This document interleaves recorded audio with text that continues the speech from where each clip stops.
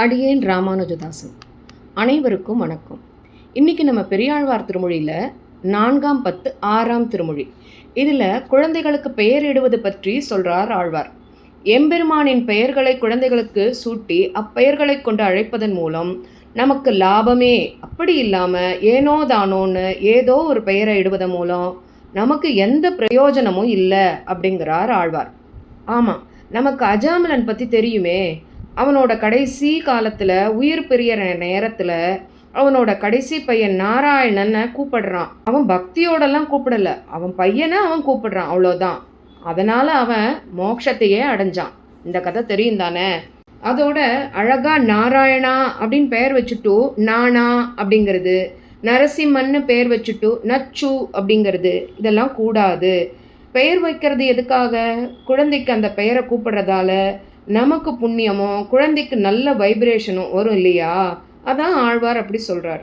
வாங்க, ஆழ்வார் எப்படியெல்லாம் பெயர் வைக்கணும்னு சொல்கிறாருன்னு பார்க்கலாமா? காசும் கரையுடை கூரைக்கும் அங்குவோர் கற்றைக்கும் ஆசையினால் அங்கு அவத்த பேரிடும் ஆதார்கள் கேசவன் பேரிட்டு நீங்கள் தேனித்து இருமினோ நாயகன் நாரணன் தம் அன்னை நரகம் புகாள். மூடர்களே, பணத்திற்கும் உடைக்கும் தானியத்திற்கும் ஆசைப்பட்டு உங்கள் குழந்தைகளுக்கு ஆபத்து விளைவிக்கும் பெயர்களை இடாதீர்கள். கேசவனின் திருநாமங்களையே பிள்ளைகளுக்கு பெயர்களாக இட்டு இன்புறுங்கள். நாரணனின் பெயரை சொல்லி நமது பிள்ளைகளை அழைக்கும் பெற்றோர்கள் நரகம் புகுவதில்லை. அங்குவோர் கூரை அறைக்கு உடுப்பதன் ஆசையால் மங்கிய மானிட சாதியின் பேரிடும் ஆதார்கள் செங்கண் நெடுமாள் ஸ்ரீதரா என்று அழைத்தகாள் நங்கைகாள் நாரணன் தம் அன்னை நரகம் புகாள். பெயரிடும் விழாவுக்கு புடவை வாங்குற ஆசையில் அங்கு ஓர் புடவையை பெற்று இடுப்பில் கட்ட வேணும் என்னும் ஆசையால் அழிந்து கிடக்கும் மனித ஜாதியின் பெயரை தமது மக்களுக்கு இடும் குருடர்களே, பெண்களே, சிவந்த கண்களை உடைய திருமால் ஸ்ரீதரா என்ற பெருமானின் பெயர்களை பிள்ளைகளுக்கு வைத்து அழையுங்கள். நாரணனின் பெயரை சொல்லி நமது பிள்ளைகளை அழைக்கும் பெற்றோர்கள் நரகம் புகுவதில்லை. உச்சியில் எண்ணெயும் சுட்டியும் வளையும் உகந்து எச்சம் பொழிந்தீர்கள் என் செய்வான் பிறர் பேரிட்டீர். பிச்சை புக்கு ஆகிலும் எம்பிரான் திருநாமமே நச்சுமென் நாரணன் தம் அன்னை நரகம் புகாள். குழந்தையை பெற்ற பெண்களே, உங்கள் பிள்ளைகளுக்கு அணிவிப்பதற்காக சுட்டி வளை தலைக்கு தேய்க்க என்ன போன்றத பிறர்கிட்ட கேட்டு வாங்கி அவர்களோட பேரையே குழந்தைகளுக்கு இடுகிறீர்களே, என்ன அவளும் இது? பிச்சை எடுக்க நேரிடும் காலத்திலையும் நாரணனின் திருநாமங்களையே விரும்பி பிள்ளைகளுக்கு பெயராக வச்சு அழைக்கும் போது அந்த பெற்றோர்கள் நரகம் புகுவதே இல்லை அப்படிங்கிறார் ஆழ்வார். மானிட சாதியில் தோன்றிற்று ஓர் மானிட சாதியை மானிட சாதியின் பெயரிட்டால் மறுமைக்கு இல்லை. வானுடை மாதவா கோவிந்தா என்று அழைத்தகாள் நானுடை நாரணன் தம் அன்னை நரகம் புகாள். மனித இனத்தில் பிறந்ததற்காக மனித இனத்தின் பெயரை வச்சு அழைக்கிறதுனால மோட்சம் கிடைக்க போகிறதில்ல. பரமபதத்தை இருப்பிடமாக கொண்ட என்னுடைய நாரணனின் திருநாமங்களான மாதவா கோவிந்தா என்ற பெயர்களை பிள்ளைகளுக்கு வச்சு அழைச்சா அந்த பெற்றோர்கள் நரகமே புகுவதில்லை. மலமுடை ஊத்தையில் தோன்றிற்று ஓர் மல ஊத்தையை மலமுடை ஊத்தையின் பெயரிட்டால் மறுமைக்கு இல்லை. குளமுடை கோவிந்தா கோவிந்தா என்று அழைத்தகாள் நலமுடை நாரணன் தம் அன்னை நரகம் புகாள்.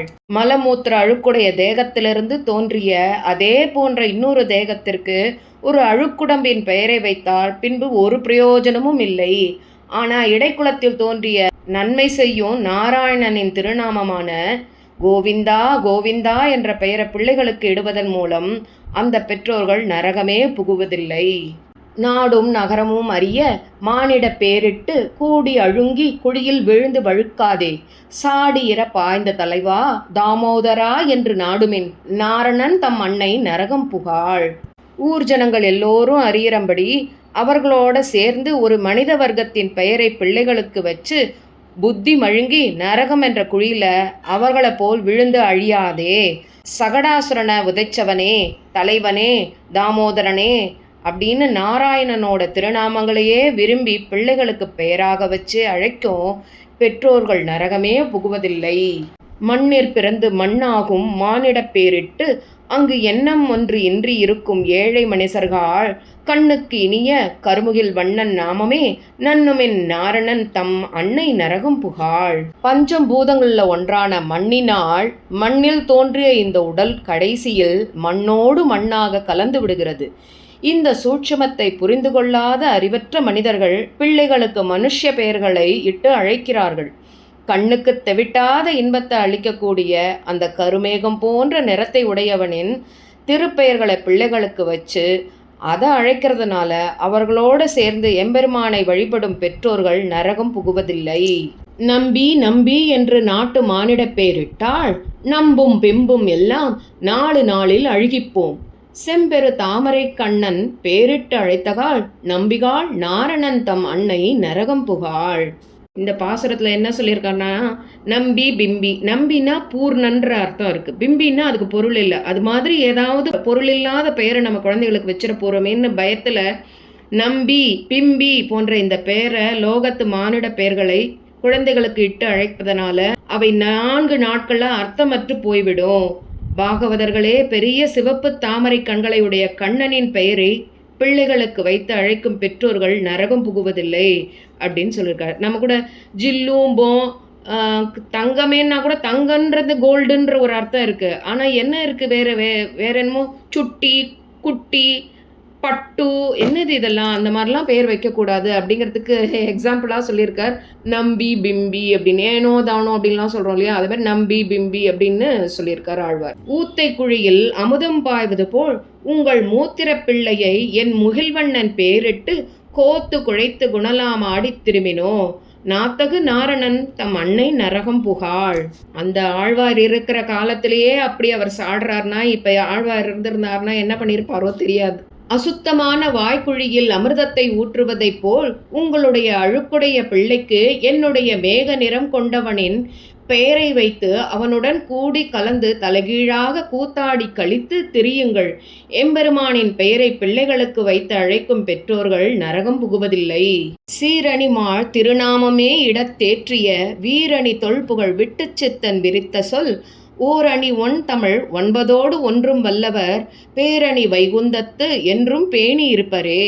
கல்யாண குணமுடைய திருமாலின் திருப்பெயர்களையே தம்முடைய பிள்ளைகளுக்கும் வைத்து அழைக்கும்படி சொல்லும் வீரமும் புகழும் உடைய பெரியாழ்வாரால் தமிழ் மாலையாக இயற்றப்பட்ட இந்த பாசுரங்களை ஓத வல்லவர்கள் நித்திய சூரியர்களுடன் கூடிய வைகுந்தத்தை அடைந்து என்றும் இன்புற்றிருப்பர் அப்படிங்கிறார் ஆழ்வார்.